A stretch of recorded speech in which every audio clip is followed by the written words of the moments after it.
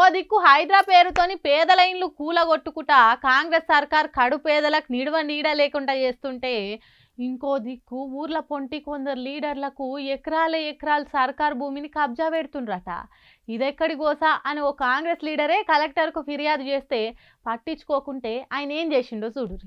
ఇగో అంగిప్పేసి అర్ధనగ్నంగా ఉన్న ఈ అన్నం చూసిండ్రు కదా, ఈయనే ప్రభుత్వ భూమి కోసం పోరాటం చేస్తుండట. చెప్పన్నా. నా పేరు కోష్క రాజేశం. నేను పెద్దపల్లి జిల్లా కాంగ్రెస్ పార్టీ అధికార ప్రతినిధి.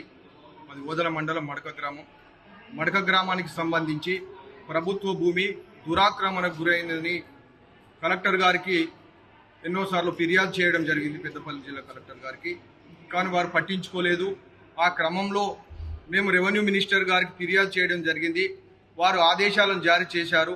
వారి ఆదేశాల అనుసారం జిల్లా కలెక్టర్ గారు ఓదల మండల రెవెన్యూ సిబ్బంది సర్వేయర్ ద్వారా పోలీసు వ్యవస్థ ద్వారా అక్కడ నిర్ధారించారు. 10 ఎకరాలు, సుమారు 10 ఎకరాల భూమి అక్కడ దురాక్రమణకు గురైంది అనేటువంటి నిర్ధారించారు.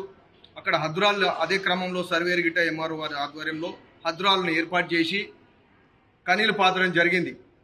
కానీ మళ్ళీ దురాక్రమణదారులు యథావిధిగా కనీలను పీకి పారేసి మళ్ళీ భూమి సాగు చేసుకుంటున్నారు. ఈ క్రమంలో మళ్ళీ మేము జిల్లా కలెక్టర్ గారికి ఫిర్యాదు చేయడం జరిగింది. అయినా కూడా వారు నిర్లక్ష్యం వహించారు.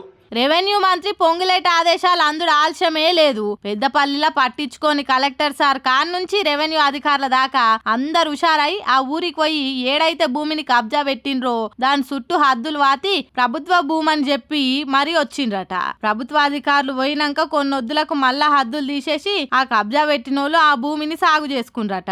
కాంగ్రెస్ సర్కార్ వచ్చుడేమో గాని కబ్జా రాయిళ్లకు బుగులు భయం అన్నది లేకుండా ప్రభుత్వ భూములని కబ్జా పెట్టి కాంగ్రెస్ లీడర్లే కలెక్టర్లకు కంప్లైంట్ ఇచ్చే కాడికి పోతుంది. ఇదేనా ప్రజాపాలన అంటే? ఏమో రేవంత్ రెడ్డికే తెలవాలిగా అనుకుంటా మాట్లాడుకుంటుర్రట.